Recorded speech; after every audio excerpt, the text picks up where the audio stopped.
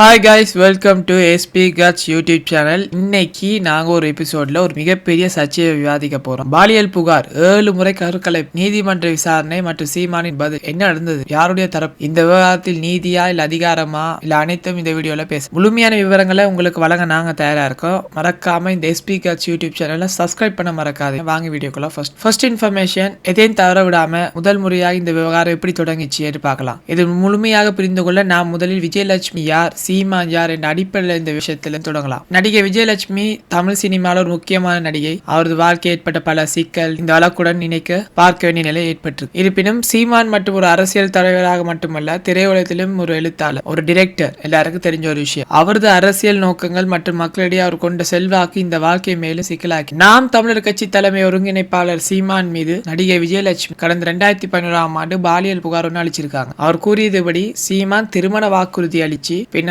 உறவை துறந்தார். இதனால் நடிகை விஜயலட்சுமி 7 முறை கருக்கலைப்பு செஞ்சதாக அவங்க ஒரு எக்ஸ்பர்ட் லோயர் அவங்களோட பாயிண்ட் ஆஃப் வியூ என்ன சொல்லிருக்காங்கன்னா, இந்த வழக்கின் சட்டப்பூர்வமான அம்சங்கள் பல இருக்குது. திருமண வாக்குறுதி கொடுத்து உறவை தக்க வைத்து பின்னர் மறுபடியும் ஒரு மோசடி என கருதப்படலாம். அது பாலியல் புகாரின் ஒரு முக்கிய அம்சம் சொல்லியிருக்காங்க. இதே நீங்க சோசியல் மீடியால இந்த நியூஸ் சிலர் ஆதரிக்கிறாங்க, சிலர் சந்தேகமும் தெரிவிச்சிருக்காங்க. சீமான் உண்மையில் ஒரு தவறு செஞ்சவரா அல்லது ஒரு அரசியல் இது சதியான்னு அவங்க கேள்வி எழுப்பியிருக்காங்க. இந்த வழக்கின் அரசியல் தாக்கம் என்னன்னு கேட்டீங்கன்னா, நாம் தமிழர் கட்சி ஆதரவாளர்கள் சீமானை ஆதரிக்காங்க. ஆனா நடிகை விஜயலட்சுமி தனது புகாரை வாபஸ் பெற்று சந்தேகத்தை ஏற்படுத்தியிருக்கு. அதுக்கு சீமான் சொல்லியிருக்காரு, நீதிபதி விசாரிக்கட்டும், விசாரணை முடிவுக்கு வரட்டும், பொறுத்திருந்து பார்க்கலாம்னு ஒரு சாதாரண பதில் சொல்லியிருக்காரு. அதற்கு பதிலாக சிலர் கேள்வி எழுப்பியிருக்காங்க, ஏன் நடிகை விஜயலட்சுமி திடீர்னு அவங்க வாபஸ் பெற்றாங்க இந்த கேஸ? ஒருவேளை யாராச்சும் மிரட்டி இருப்பாங்களா, இல்ல நீதிமன்றத்துல விசாரணையில உண்மை வெளியே வரும் பயந்துருப்பாங்க என நாங்க எதிர்பார்க்கலாம். இது சீமான் மீதான குற்றச்சாட்டு அரசியல் அதிகத்துக்கு ஒரு பிளான் கூட சொல்லலாம். விஜயலட்சுமி உண்மையை சொன்னாரா?